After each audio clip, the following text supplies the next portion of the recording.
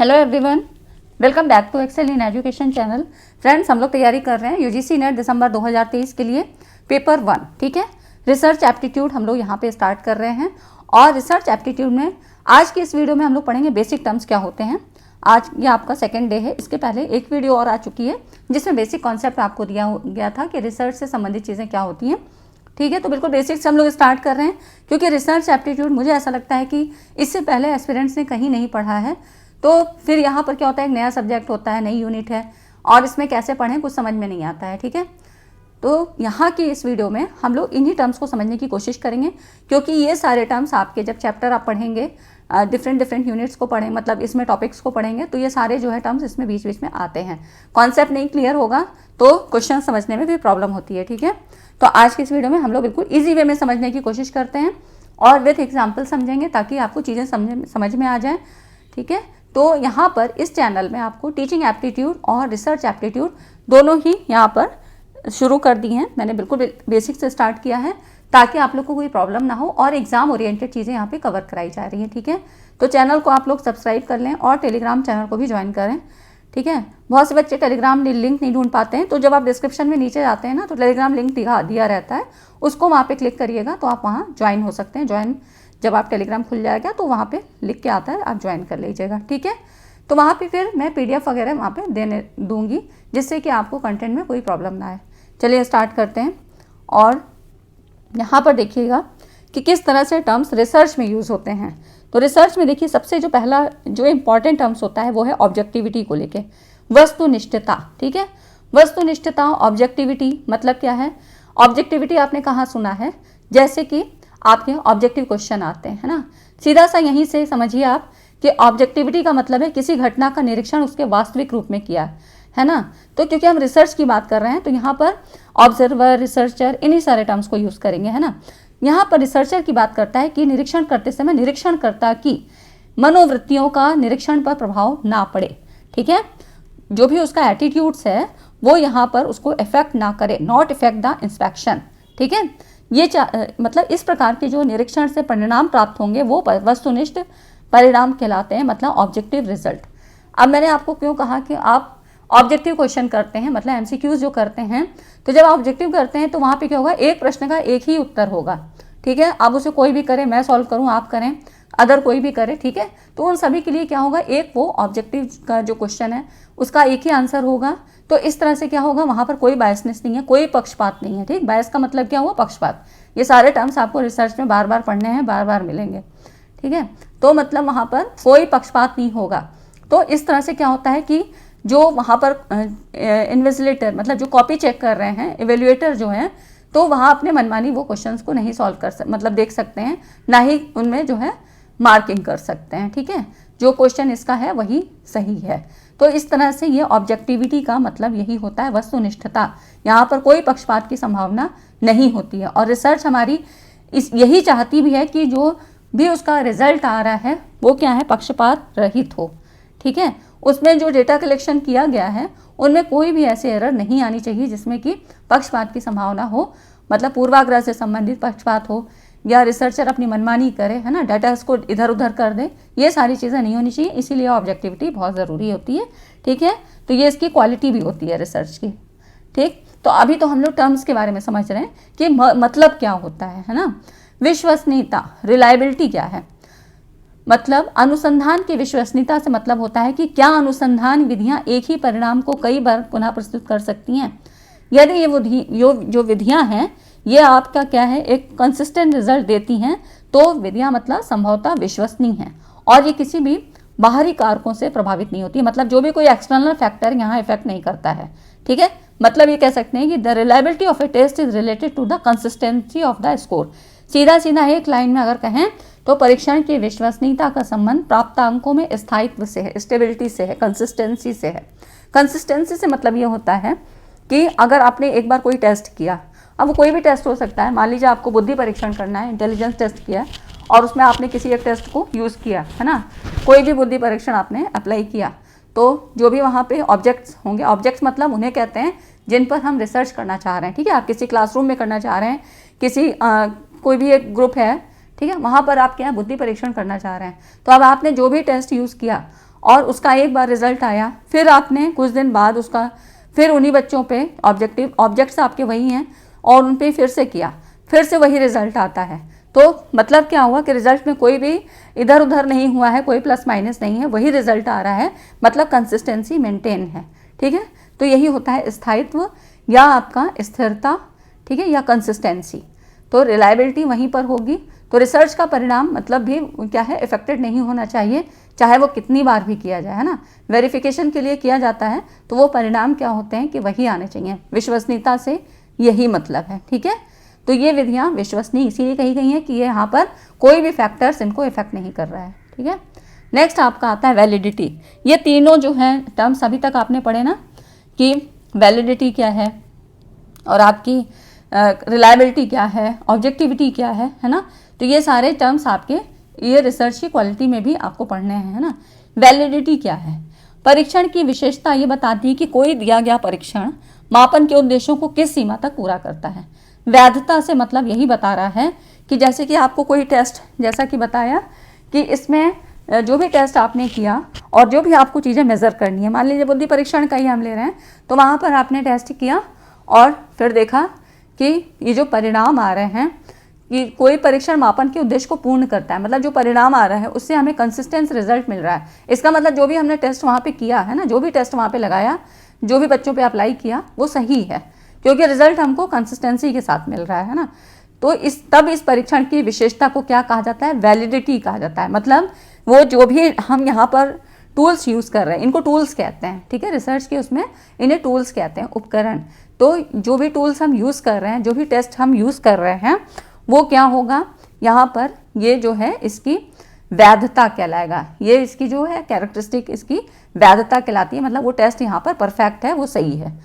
और इसके लिए क्या होता है, जो है ये डिफरेंट टाइप की वैलिडिटी यहाँ यूज़ होती है, जैसे कि कंटेंट वैलिडिटी, ये आपको सब डीप में पढ़ना है। ठीक है, एम्पेरिकल वैलिडिटी और कंस्ट्रक्ट वैलिडिटी, ये सारे इसके टाइप्स हैं। एक और एग्जांपल से अगर मैं आपको समझाऊं तो इसमें सारी चीज़ें कवर हो जाएंगी, जैसे कि रिलायबिलिटी और आपका वैलिडिटी।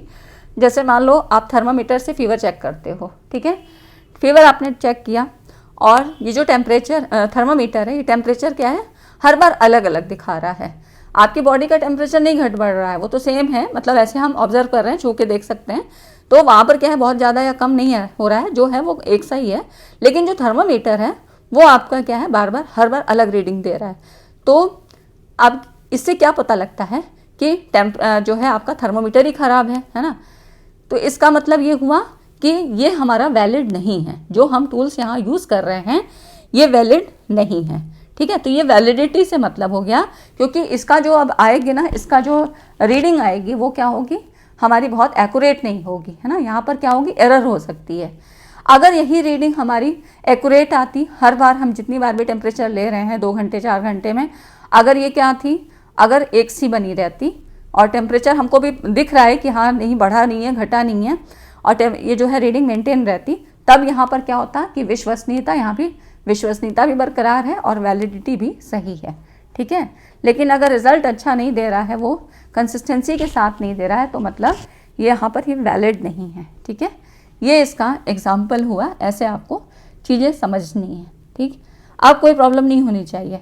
अब देखिए जनरलाइजेशन क्या होता है, सामान्यीकरण। सामान्यीकरण क्या है, ये तर्क का एक कार्य है जिसमें विशेष अवलोकनों से व्यापक निष्कर्ष कर निकालना शामिल होता है। मतलब अवलोकन, ऑब्जर्वेशन की बात यहाँ होती है। ऑब्जर्वेशन का मतलब है कि आप दूर से उसका निरीक्षण परीक्षण कर रहे हैं, ठीक, देख रहे हैं, कोई भी किसी ग्रुप का कर रहे हैं या किसी में भी आप कहीं पर भी ऑब्जर्वेशन कर रहे हैं, तो उसमें क्या होता है कि कई बार ये ग्रुप में शामिल होकर भी होता है, कई बार क्या होता है कि दूर से भी इसको ऑब्जर्व किया जाता है। ठीक है, तो यहाँ पर क्या होगा, मात्रात्मक अनुसंधान, मतलब ये कह सकते हैं कि जो आपका क्वांटिटेटिव रिसर्च होता है, क्वांटिटेटिव और क्वालिटेटिव दो रिसर्च के जो है टाइप्स हैं। ठीक है, तो इसमें यही क्वांटिटी मतलब मात्रात्मक, मात्रा के आधार पर, यहाँ क्वांटिटी मतलब डिजिट की बात होगी, संख्याओं में जो भी परिणाम आएगा वो संख्याओं में आएगा। ठीक है, तो ये क्या होता है, जनरलाइजेशन में क्या होता है कि जैसे कि आपने एक ग्रुप में किया, एक कोई बड़ा ग्रुप है, आपको मान लीजिए एक यूनिवर्सिटी का करना है, वहाँ पे सर्वे कि यहाँ के जो बच्चे हैं इनकी लर्निंग कैपेबिलिटी कितनी है, इस सब्जेक्ट में कितनी है।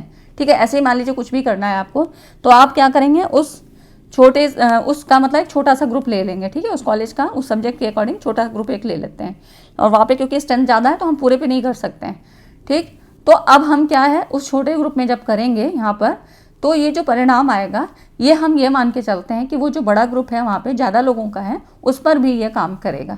इसी को कहते हैं सामान्यीकरण, ठीक है। तो वही कह रहा है कि मात्रात्मक अनुसंधान में तो ये जो क्वालिटी होती है इसको स्वीकार की जाती है, परंतु गुणात्मक जो क्वालिटेटिव रिसर्च होती है वहाँ पर ये विवादास्पद है। क्वालिटी और क्वांटिटी से मतलब ये होता है कि क्वालिटी आपकी गुणों के आधार पर होती है, जैसे कि वहाँ पर बताया कि आपने वहाँ पर इतने मेल हैं, इतने फीमेल हैं, मतलब इतने बॉयज़ हैं, इतने गर्ल्स हैं, और ऐसे कुछ गुणों के आधार पे आप बता रहे हैं, ठीक है। वहाँ पे हिस्ट्री में इतने सब्जेक्ट यहाँ पर ये ऐसे पढ़ते हैं, तो ये सारी चीज़ें क्या है, क्वालिटी आप वहाँ बता रहे हो। लेकिन क्वांटिटी जब आप संख्या में बताएंगे कि 50 वहाँ पे इतने स्टूडेंट लड़कियाँ हैं, 50 जो हैं बॉयज़ हैं, और फिर आप ऐसे बताते हो कि वहाँ इतने टीचर्स इस सब्जेक्ट के लिए हैं, तो ये क्या होगा, आपका डेटा जो है ये हो जाएगा आपका मात्रात्मक, क्वांटिटी के आधार पे, ठीक है। अब हम अगर इसको छोटे ग्रुप वाला अगर हम बड़े ग्रुप में यहाँ अप्लाई करेंगे, मतलब ये मान के चलेंगे कि जो हमने यहाँ पर रिसर्च की है, जो ऑब्जर्वेशन लिया है, तो ये वहाँ पर बड़े ग्रुप में भी या सबके लिए भी ठीक होगा। तो इसी को कहते हैं जनरलाइजेशन, ठीक है, सामान्यीकरण। अब नेक्स्ट है आपका हाइपोथेसिस, परिकल्पना। हाइपो प्लस थीसिस, ये 2 वर्ड से मिलकर बना होता है। हाइपो का मतलब होता है संभावित या जिसकी पुष्टि की जाए, ठीक है, संभावना के आधार पे, क्योंकि अभी तो रिसर्च हुई नहीं है, आप खाली एक कल्पना के आधार पे एक संभावित जो है रिजल्ट की यहाँ बात करते हैं, एक परिणाम मतलब संभावित कथन के बारे में बात करते हैं। और थीसिस का अर्थ होता है समस्या के समाधान का कथन, ठीक है। तो यह आपकी संभावना के आधार पे ही होता है। तो हाइपोथेसिस का शाब्दिक अर्थ उस संभावित कथन से है जो समस्या का समाधान प्रस्तुत करता है। रिसर्च के लिए आपको सबसे पहले समस्या होनी चाहिए आपके पास। आप पहले समस्या को देखते हैं, ठीक है, उसके आधार पे फिर क्या होती है, परिकल्पना का निर्माण किया जाता है, जो कि एक संभावित जो है कथन होता है। समाधान का कथन मतलब समस्या का जो है समस्या का समाधान संभावित कथनों के माध्यम से यहाँ पर दिया जाता है, ठीक है। एक टेंटेटिव स्टेटमेंट होता है और यहाँ पर ये समस्या का समाधान प्रस्तुत करता है, ठीक है। तो जब रिसर्च की जाती है तो यही देखा जाता है कि ये जो हमने परिकल्पना बनाई थी कहाँ तक सार्थक है, और ये परिकल्पना ऐसे समाधान को प्रस्तुत करती है जिसकी पुष्टि डेटास के आधार पे की जा सके, है ना, जो भी आपकी गिवन डेटा हैं उनके आधार पे की जा सके। इस तरह से ये परिकल्पना होती है, मतलब एक टेंटेटिव स्टेटमेंट होता है, ठीक है। तो यहाँ पर आपको इतनी चीज़ें पता लगी कि मतलब रिसर्च करने से पहले हमारे पास क्या होनी चाहिए, प्रॉब्लम का होना ज़रूरी है। प्रॉब्लम नहीं होगी तो समस्या होनी चाहिए, तभी हम समाधान की तरफ बढ़ेंगे आगे, ठीक। ये हो जाती है हाइपोथेसिस। नेक्स्ट, और आपको ये सारी चीज़ें डिटेल में पढ़नी है ना। हाइपोथेसिस से बहुत सारे क्वेश्चन आते हैं, टाइप्स से हो या आपके हाइपोथेसिस के और भी जो है मतलब उसकी जो एरर होती हैं, टू टेल, ये सारी चीज़ें, ठीक है। तो जो भी चीज़ें हैं ना वो आपको हाइपोथेसिस में डिटेल में पढ़नी है, क्योंकि यहाँ से क्वेश्चन काफ़ी आते हैं। और आपको क्वेश्चन का पैटर्न भी पता होगा कि कई बार स्टेटमेंट के फॉर्म में आ जाते हैं, आपके असर्शन रीज़न के उसमें भी फॉर्म में आ जाते हैं। तो ये सारी चीज़ें आपको बेसिक कॉन्सेप्ट बिल्कुल क्लियर होना चाहिए, ठीक है फ्रेंड्स। वीडियो को अभी तक नहीं लाइक किया तो लाइक ज़रूर कर दीजिए, क्योंकि इतने सारी चीज़ें कलेक्ट करने में, सब करने में और बहुत मेहनत लगती है, और सोचना भी पड़ता है कि ईजी से ईजी वे में आपको कैसे समझाया जाए। क्योंकि मैं भी आगे तक पढ़ा सकती थी ऐसे कि सीधा टॉपिक उठाया पढ़ा दूँ, लेकिन नहीं, पहले क्या है कि जो भी कुछ नए कॉन्सेप्ट हैं, नहीं क्लियर हैं, वो आपको क्लियर होने चाहिए ताकि आगे प्रॉब्लम ना हो। अब देखिए वेरिएबल। वेरिएबल क्या होता है, चर जिसको बोलते हैं, ठीक है। चर मतलब जो चले, है ना, जो परिवर्तित हो। तो मापन के द्वारा वस्तुओं या व्यक्तियों या स्थानों के समूह की विभिन्न विशेषताओं या गुणों का अध्ययन किया जाता है, ठीक है। किसी के मेजरमेंट के द्वारा हमें इन चीज़ों का पता लगता है, और इन्हीं विशेषताओं अथवा गुणों को क्या है, चर राशि या चर या वेरिएबल्स कहते हैं। डी एमेटो के शब्दों में यहाँ पर देखिए, किसी प्राणी, वस्तु या चीज़ के मापने योग्य गुणों को चर कहा जाता है, ठीक है। जब भी कभी मापन की बात होगी, मेजरमेंट की बात होगी, तो इन्हीं के आधार पे चर जो होते हैं ये परिवर्तित होते हैं, ठीक है, परिवर्तनशील होते हैं। तो इन्हीं को ही मेज़र किया जाता है और तब डेटा कलेक्शन किया जाता है, ठीक है। तो ये हो गया इन्हीं विशेषताओं और गुणों को। तो ये जो विशेषताएं या गुण होते हैं यही परिवर्तनशील होते हैं, और यही क्या होते हैं, चर, मतलब परिवर्तनशील जो भी राशि है वो चर है ना। तो इस तरह से measurable properties of a living thing और थिंग आर कॉल्ड वेरिएबल्स, ठीक है। अब देखिए, अब इसके भी कई टाइप होते हैं, जैसे कि क्वालिटेटिव वेरिएबल्स, क्वांटिटेटिव वेरिएबल्स। अब यहाँ पर देखिए गुणात्मक, आपको ऐसी ये क्या होती है, गुणात्मक जो होता है मतलब गुणों के आधार पे। गुणात्मक चर वो चर हैं जो गुण के विभिन्न प्रकारों को इंगित करते हैं, मतलब पॉइंट आउट करते हैं, ठीक है। तो इनके आधार पर समूह के सदस्यों को स्पष्ट वर्गों या श्रेणियों में बांटा जा सकता है। जैसे कि एग्जाम्पल, मतलब अगर आपको ये ग्रुप है आपके पास और उसमें सब तरह के लोग हैं, मेल फीमेल बच्चे, है ना, तो अब इनको आप क्या करेंगे, इनको जेंडर के आधार पे पुरुष या महिला वर्ग में बांटना है, ठीक है। तो इस तरह से मेल या फीमेल आपको जेंडर के आधार पे यहाँ पर हम बांट के ग्रुप बना लेते हैं। तो यहाँ पर हमको उससे कोई भी मतलब नहीं है कि वो किस एज ग्रुप का है, छोटा है, बड़ा है, एडल्ट है ना, ओल्ड एज है, ये सब नहीं देखना है। बस यहाँ पर मेल फीमेल के आधार पे एक नॉर्मल सा यहाँ पर कैटेगरी बना लिया और उसमें ग्रुप को डिवाइड कर दिया। तो ये किसके आधार पे हुआ, क्वालिटेटिव वेरिएबल्स, गुणों के आधार पे, ठीक है, कि ये स्त्री है, ये पुरुष है। अब देखिए क्वांटिटेटिव वेरिएबल में क्या होता है, मात्रात्मक चर वे चर हैं जो गुण की मात्रा को, अब यहाँ पर ये बताएगा कि वहाँ तो हमने क्वालिटी के आधार पे बता दिया कि अच्छा ये मेल है फीमेल है। अब यहाँ पर ये बताएगा कि जो है अब उनकी एज क्या है ना, और कितना वजन है, किस तरह से, तो डिफरेंट टाइप के वहाँ पे डेटास को कलेक्शन करना है। जैसे कि मान लीजिए कोई और एग्जाम्पल है कि छात्रों के किसी समूह के लिए, अब वहाँ पे एक स्टूडेंट का कोई ग्रुप है और इसमें हमको स्कोर देखना है, ठीक है, परीक्षा प्राप्तांक। तो जो भी टेस्ट स्कोर है उस ग्रुप के स्टूडेंट्स का, यहाँ पर ये हमको किसमें मिलेगा, डिजिट के आधार पे मिलेगा। और स्कूलों के समूह के लिए छात्र संख्या, किसी स्कूल का हम सर्वे कर रहे हैं, वहाँ पर स्कूल में कितनी स्ट्रेंथ है, कितनी संख्या में वहाँ पे बच्चे हैं, ये पता लगता है, ठीक है। किसी की हमको मंथली इनकम को जानना है तो वहाँ पर भी हमें डिजिट के तौर पे पता लगेगा कि अच्छा इसकी यहाँ पर 25,000 या 30,000 पेमेंट है मंथली, है ना। तो ये चीज़ें क्या है, हमको एक जो है क्वांटिटी बता रही है, डिजिट को बता रही है, ठीक। तो ये हो जाता है आपके क्वांटिटेटिव वेरिएबल्स। अब इसको भी मात्रात्मक चर, मतलब जो क्वांटिटेटिव वेरिएबल्स हैं, इनको भी दो भागों में बांटा गया, एक कंटिन्यूअस वेरिएबल और डिस्क्रीट वेरिएबल।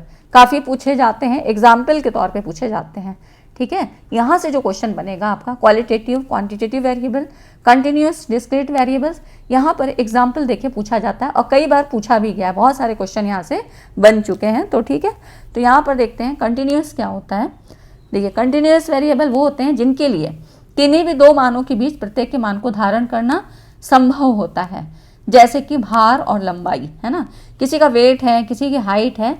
तो अब यहाँ पे लिखा है 57.34, तो ये भी हो सकता है 57.34 और आपका 5, ऐसे और डिजिट भी हो सकती है ना। तो इस तरह से आप स्मॉल से स्मॉल डिजिट मतलब डेसिमल में भी यहाँ पर लिखा जा सकता है, ठीक है। तो कंटिन्यूअस वेरिएबल में क्या होता है कि यहाँ पर डिजिट में जितना छोटे से छोटे आप जो है पॉइंट तक पहुँच सकते हो, लिख सकते हो, ठीक है। इसीलिए कह रहा है कि दो मानों के बीच के प्रत्येक मान को धारण करना थ्योरेटिकली यहाँ संभव होता है। जैसे कि वेट है, किसी की लंबाई है ना, तो उसमें आप देख सकते हो कि कितनी है, 6 फीट है, 0.543, इस तरह से करके बहुत सारे जो है डिजिट आप डेसिमल के कितने भी एक्यूरेसी के साथ पहुंच सकते हो, ठीक। तो ये हो जाता है कंटिन्यूअस वेरिएबल। आप इसको ऐसे याद रखिएगा, कंटिन्यू मतलब पॉइंट के बाद आप कंटिन्यू कर सकते हो, ठीक। तो ये हो जाता है कंटिन्यूअस वेरिएबल। नेक्स्ट है आपका डिस्क्रीट वेरिएबल। डिस्क्रीट वेरिएबल क्या होता है, असतत चर। वहाँ तो वो कंटिन्यूअस था, ये असतत होता है, मतलब कंटिन्यूअस नहीं होता है। असतत चर को ही खंडित चर भी कहते हैं, है ना, डिस्क्रीट वेरिएबल्स। तो इसी यहाँ पर इसी को डिसकंटिन्यूअस या डिस्क्रीट वेरिएबल्स भी कहते हैं। किन्हीं दो मानों के बीच के प्रत्येक मान को धारण करना संभव नहीं होता है। जैसे कि परिवार में बच्चों की संख्या, अब किसी फैमिली में क्या है, 4 लोग हैं, तो 3.5 तो आप नहीं बोल सकते, 4 हैं तो वो 4 ही रहेंगे, ठीक है। तो ये जो हो जाती है यह आपका ये हो जाता है डिस्क्रीट वेरिएबल, ठीक है। तो यहाँ पर हम पूर्णांक में ही मतलब जो है इसको इंटीजर्स पूर्णांक में मतलब पूरी डिजिट में लिखेंगे, यहाँ कोई डेसिमल का काम नहीं होता है, ठीक। तो ये हो जाता है। तो ऐसे आपके एग्जाम्पल में सवाल पूछे जाते हैं कि एग्जाम्पल दे दिया, किसी परिवार में इतनी संख्या है, तो वहाँ पर ये किस में आएगा, कंटिन्यूअस में आएगा, डिस्क्रीट में आएगा। तो ये सारी चीज़ें आपको पता होनी चाहिए। ये क्या है, काफ़ी जो है डीप नॉलेज है ये सारी चीज़ें, ठीक है। ये आपको ऐसे क्वालिटेटिव क्वांटिटेटिव तक तो बहुत सारी बुक्स में मिलेगा, उसके बाद ये सारी चीज़ें आपको नहीं मिलेंगी, ठीक है, तो ये आपको इतनी चीज़ें समझ में आ गई हों तो वीडियो को लाइक ज़रूर करें। अब देखिए उसी के बाद वेरिएबल से ही संबंधित कितने टर्म्स हैं, है ना। तो वेरिएबल है, हाइपोथेसिस, ये सारे जो आपके यूनिट्स हैं, मतलब रिसर्च एप्टीट्यूड के जो भी हैं, तो यहाँ पर इन टॉपिक से क्वेश्चन बहुत सारे बनते हैं और काफ़ी जो हैं, और यहाँ संभावना भी सही होने की होती है, क्योंकि अगर आपका कॉन्सेप्ट क्लियर है तो वो बिल्कुल सही होगा। अब देखिए इंडिपेंडेंट वेरिएबल क्या होता है, इंडिपेंडेंट, डिपेंडेंट, कंट्रोल वेरिएबल, ये सारी चीज़ें क्या होती हैं, इनको भी समझना ज़रूरी होता है। तो आपका क्या होगा, आधा चैप्टर तो वेरिएबल का यहीं खत्म हो जाएगा, है ना। स्वतंत्र चर, जिसको इंडिपेंडेंट वेरिएबल बोलते हैं। स्वतंत्र मतलब उसको किसी से मतलब नहीं है, वो अपने आप में पूर्ण है ना। तो ये वो चर होता है जो किसी वातावरण में क्रियाशील होता है, वहाँ उसको कोई भी टोकने वाला नहीं है और व्यवहार को प्रभावित करता है, ठीक है। तो ये वो फैक्टर होता है जिसका मापन किया जाता है। मतलब जब भी हमको मेज़र करना होगा किसी भी रिसर्च में, तो क्या होगा, इंडिपेंडेंट वेरिएबल, जिसका इसी का मापन किया जाता है और प्रयोग द्वारा इसी के प्रभाव का अध्ययन किया जाता है, ठीक है।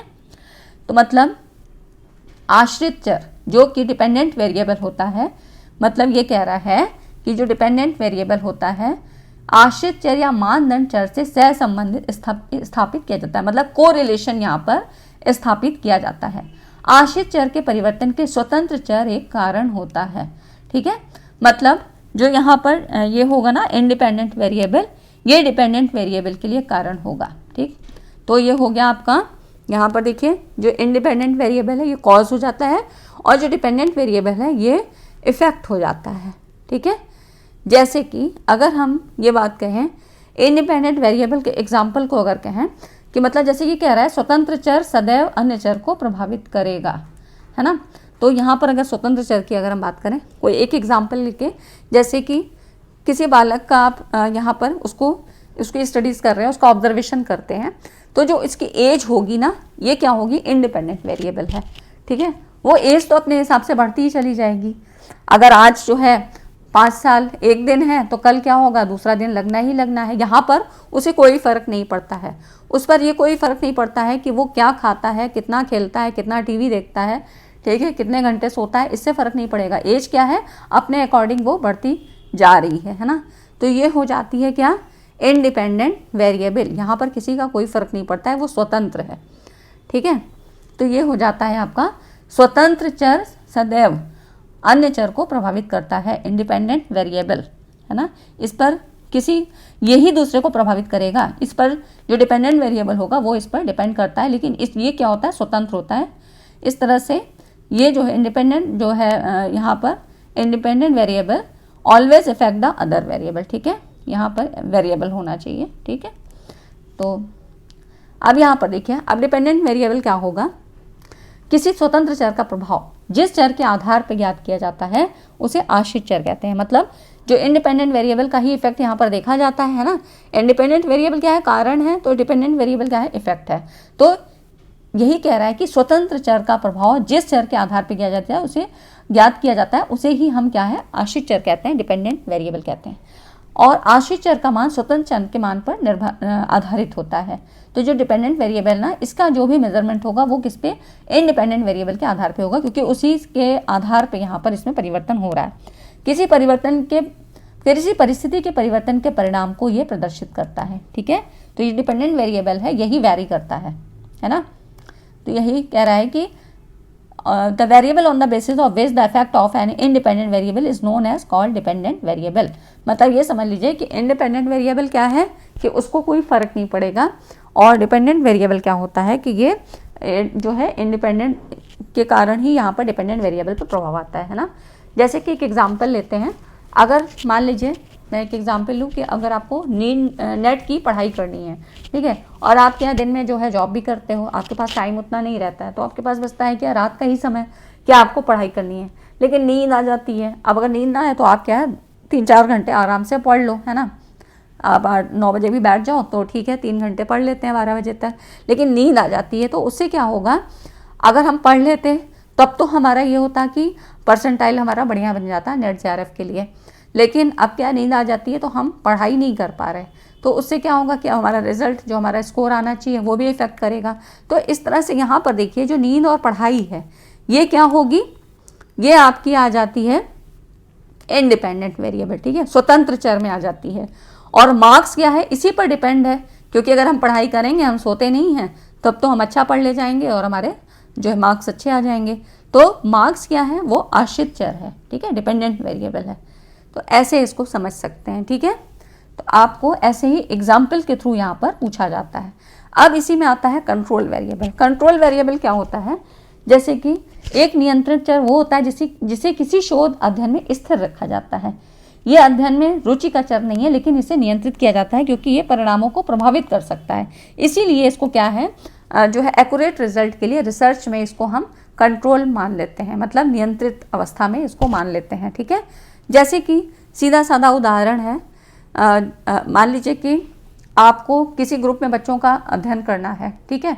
तो वहाँ पर देख रहे हैं आप कि इंडिविजुअल डिफरेंस के आधार पर मान लो जो है आपको वहाँ पे स्टडी करनी है, कोई भी ऑब्जर्वेशन आप कर रहे हो। अब लेकिन वहाँ पे हर एज ग्रुप का बच्चा है, तो ये वैरी करेगा। कोई बच्चा बड़ा होगा तो उसका क्या होगा, जो कॉग्निटिव लेवल अधिक होगा, छोटे बच्चे का कम होगा। तो वहाँ पे आपको एज को क्या है, कंट्रोल कर देना है ना। तो ये हो जाता है कंट्रोल वेरिएबल। तो बाकी चीज़ें आप वहाँ पर देख सकते हो, ठीक है। तो ये सारी चीज़ें होती है। तो मैंने एक एग्जाम्पल लिया आपको समझाने के लिए। तो ये हो जाता है कंट्रोल वेरिएबल, जिसमें कि आप क्या है, चीज़ों को अपने हिसाब से कंट्रोल कर सकते हैं, है ना। मतलब वहाँ पर अगर वो चीज़ हमें रिजल्ट को हमारे इफेक्ट करेगी, रिसर्च प्रोसेस को हमारे इफेक्ट करेगी, तो वहाँ पे उसको कंट्रोल वेरिएबल कर दिया जाता है, कंट्रोल कर दिया जाता है, ठीक है। तो इसलिए कह रहा है कि इसे किसी शोध अध्ययन में स्थिर रखा जाता है, ठीक है, क्योंकि ये परिणामों को प्रभावित कर सकता है, ठीक। अब देखिए इंटरवेनिंग वेरिएबल। इंटरवेनिंग वेरिएबल या इसी को मध्यवर्ती चर या हस्तक्षेप करने वाला, ठीक है, ये हो जाता है हस्तक्षेपी चर। मतलब ये वो चर है जो स्वतंत्र चर और आश्रित चर के बीच संबंध को प्रभावित करता है, मतलब डिपेंडेंट और इंडिपेंडेंट के बीच का होता है, ठीक है। मतलब अक्सर इस प्रकार का चर वेरिएबल तब प्रकट हो सकता है जब शोधकर्ता दो चर के बीच संबंधों का अध्ययन कर रहे हो, उन्हें एहसास ना हो कि कोई अन्य चर भी इसमें क्या होगा कि अपने यहाँ पर हस्तक्षेप कर रहा है ना। मान लीजिए कि जैसे इंटरवेनिंग वेरिएबल का मतलब एक एग्जाम्पल लेते हैं, जैसे कि टीचिंग प्रोसेस के दौरान जब आप टीचिंग कर रहे होते हो, तो यहाँ पर आप क्या है, टीचर है और स्टूडेंट है ना। तो टीचर, अगर आप लेक्चर मेथड वहाँ पे कर रहे हो, तो टीचर क्या है, अपने हिसाब से लेक्चर देगा, बच्चे को समझ में आए या ना आए, है ना। तो ये क्या हो जाती है, वहाँ पर वो क्या है, पूरा इंडिपेंडेंट है, और स्टूडेंट यहाँ पर क्या है, डिपेंडेंट वेरिएबल है। स्टूडेंट को टीचर के अकॉर्डिंग ही चलना पड़ेगा, उसको जैसे वो पढ़ा रहे हैं टीचर, उसी के अनुसार उनको पढ़ना पड़ेगा, ठीक है। उसकी अपनी मनमर्जी स्टूडेंट की यहाँ पर नहीं चलेगी। तो ये तो हो गया इंडिपेंडेंट और डिपेंडेंट, है ना। टीचर यहाँ पर लेक्चर मेथड की बात कर रही हूँ, तो यहाँ पर वो टीचर क्या है, इंडिपेंडेंट है, उसे कोई फर्क नहीं पड़ता है समझ में आए या ना आए, ठीक है। अब इस प्रोसेस में जो और चीज़ें हैं, जैसे कि कंटेंट क्या है, शिक्षण विधियाँ क्या हैं, कौन से मेथड से वो पढ़ा रहे हैं, और शिक्षण युक्तियाँ क्या हैं, या टीचिंग स्ट्रैटेजी क्या है ना। तो ये सारी चीज़ें किस में आती हैं, इंटरवेनिंग वेरिएबल्स में आती हैं। ये सभी चर मिलकर शिक्षण प्रक्रिया को पूर्ण बनाने का प्रयास करते हैं, ठीक है। तो यहाँ पर क्या है, खाली टीचर और लर्नर ही तो नहीं है, लेकिन ये जो चीज़ें हैं ना, ये जो बीच में हैं, जो कि प्रोसेस को भी बढ़ा रही हैं आगे। अब अगर आपकी टीचिंग जो है स्किल अच्छी होगी, टीचिंग डिवाइसेस आपने टीचिंग एड्स अच्छे यूज़ किए हैं, तो वो समझ में ज़रूर आएगा, तो वहाँ पे इफेक्टिव टीचिंग हो जाएंगी। तो ये हो जाती हैं इंटरवेनिंग वेरिएबल्स, जो कि ये बीच की चीज़ें हैं, ठीक है। अगर उस क्लास में गर्मी है, मान लीजिए सप्लाई चली गई, लेकिन और जो है बच्चे गर्मी में पढ़ रहे हैं, तो वहाँ पंखा भी क्या है, वो इंटरवेनिंग वेरिएबल है, क्योंकि चल रहा था तो बच्चे को गर्मी नहीं महसूस हो रही थी और उसका पढ़ने में ध्यान था, है ना। तो ये सारी चीज़ें हो जाती हैं इंटरवेनिंग वेरिएबल, ठीक है। मध्यवर्ती चर जो कि बीच में होते हैं और क्या करते हैं, हस्तक्षेप अपना करते हैं, ठीक। ये हो गई इंटरवेनिंग वेरिएबल की बात। अब देखिए नया टर्म्स है बायस, पक्षपात, पूर्वाग्रह। पूर्वाग्रह का अर्थ मतलब पक्षपात क्या है, किसी व्यक्ति के बारे में मन की प्रबल झुकाव या पूर्व कल्पित राय। मतलब पूर्वाग्रह अनुकूल या प्रतिकूल दोनों हो सकता है, किसी विचार के पक्ष या विपक्ष में पूर्वाग्रह, ठीक है। मतलब पक्षपात, जैसे कि रिसर्चर है, मैंने बताया था आपको, है ना, शुरू में ही बताया कि अगर वो अपने डेटास में जो भी उसने डेटा कलेक्शन किया है, अगर उसको अपना परिणाम ज़्यादा एक्यूरेट नहीं दिखाई दे रहा है, तो वहाँ पर अगर वो उसको जो है आंकड़ों को चेंज कर देता है, तो ये क्या होगा, बायस होगा, है ना, पक्षपात हो जाएगा। या अगर वो किसी में ऑब्जर्वेशन ले रहा है और वो ग्रुप जो है उसके जानने वाला है, तो वहाँ पर भी वो बायसनेस दिखा सकता है ना। ये हो जाती है पक्षपात, ठीक है, ये आपको पता है। अब देखिए इंडक्टिव और डिडक्टिव बहुत ज़्यादा यूज़ होगा, आपका लॉजिकल रीजनिंग में भी आपको पढ़ना है, ठीक है, और रिसर्च में तो जगह जगह यूज़ होगा। मतलब यहाँ पर देखिए ये जो इंडक्टिव होता है, particular facts and examples to form general rules and principles, ठीक है। यहाँ पर क्या होता है, विभिन्न उदाहरणों के माध्यम से आपको फिर जो है मतलब कई तरह के उदाहरणों से, कई तरह के तथ्यों के द्वारा फिर आप क्या होता है एक रिजल्ट पे पहुंचते हो। अभी मैं खाली आपको मीनिंग ही, बेसिक कॉन्सेप्ट ही समझा रही हूँ, ठीक है। बाकी हम जैसे इसमें इंडक्टिव आर्गुमेंट्स, इंडक्टिव लॉजिक, ये सारी चीज़ें आपको पढ़नी होती हैं, तो ये हम बाद में पढ़ेंगे। पहले आप खाली टर्म्स का मतलब समझ लीजिए। जैसे एग्जाम्पल लेते हैं, मान लो एक बच्चा है और उसका एक फ्रेंड है जो कि बहुत रूड है, उसका बिहेवियर अच्छा नहीं है उस बच्चे के प्रति, तो और दूसरा एक फ्रेंड है वो भी बहुत क्या है, उसका बिहेवियर भी ठीक नहीं है, बहुत रूड है। तो जो ये बच्चा है ना, वो एक अपने मन में धारणा बना लेता है कि अब तीसरा बच्चा आया उसके संपर्क में फ्रेंडशिप के लिए, तो उसके बारे में ये पहले से ये जो है सोच में विचार आ जाएगा कि ये भी जरूर रूड होगा, ठीक है। तो अब इसका कंक्लूजन मतलब ये निकला, निष्कर्ष ये निकला कि जो भी फ्रेंड है ना, सारे फ्रेंड्स क्या होते हैं, रूड होते हैं, है ना। तो यही मतलब हो गया, उसने पहले क्या किया, पहली बार में देखा, दूसरी बार में देखा, तीसरी बार में, अब यहाँ पर उसने एक धारणा ही बना ली, उसने एक निष्कर्ष ही निकाल लिया कि जो भी फ्रेंड है वो सब रूड हैं। तो ये हो जाती है आगमनात्मक, आगमन, ठीक है। अब देखिए डिडक्टिव इसी का अपोजिट होता है। वहाँ पे आप उदाहरणों से नियम के बारे में आ रहे थे, है ना। तो यहाँ पर आप क्या होता है, ये जो है यहाँ पर नियम दे दिया जाता है, निगमनात्मक मतलब नियम एक दे दिया जाएगा। डिडक्टिव विशेष स्थितियों और समस्याओं के बारे में सोचने और समझने के लिए उन चीज़ों के बारे में ज्ञान का उपयोग करना जो आमतौर पे सत्य हैं। जैसे कि अगर आपको कहें, सभी को पता है, सभी जो है डॉग्स, जो भी कुत्ते होते हैं, डॉग्स हैं, इसके 4 पैर होते हैं। और दूसरा एक जो है पॉइंट आ रहा है कि जॉन के पास एक पालतू कुत्ता है। तो मतलब एक कंक्लूजन अपने आप निकल के क्या आया कि जो जॉन का पालतू कुत्ता है इसके भी 4 पैर हैं, ठीक है। तो यहाँ पर आपको वो नियम, वो जो भी मतलब सत्यता होती है उनके बारे में, वो आप सभी को पता है और उसके बारे में, उसके आधार पे ही फिर आप निष्कर्ष निकाल लेते हो, ठीक है। तो यहाँ पे नियम से फिर हम उदाहरणों की तरफ चलते हैं, ठीक है। एक नियम होता है सीधा सीधा, और वहाँ पर क्या था, आगमन, मतलब आगमन क्या है, आपकी नियम, उदाहरणों के आधार पे फिर आप नियम की तरफ पहुँचते हो, ठीक। तो ये चीज़ें आपकी। अब देखिए अप्रोच, क्रॉस सेक्शनल अप्रोच और लॉन्गिट्यूडनल अप्रोच। अप्रोच एक्चुअली होता क्या है, अप्रोच मतलब आयाम जिसको कह सकते हैं, प्रतिमान कह सकते हैं, कुछ भी कह सकते हो आप। अप्रोच मतलब आयाम। आयाम क्या होता है, अप्रोच एक सुविधाजनक मार्ग है जिससे हम अपने लक्ष्य तक पहुंचते हैं, ठीक है। लक्ष्य तक पहुंचने का एक सुविधाजनक मार्ग। अब इसमें रिसर्च के आधार पर अगर हम बात करें तो यहाँ पर क्रॉस सेक्शनल अप्रोच और लॉन्गिट्यूडनल अप्रोच 2 यूज़ की जाती हैं।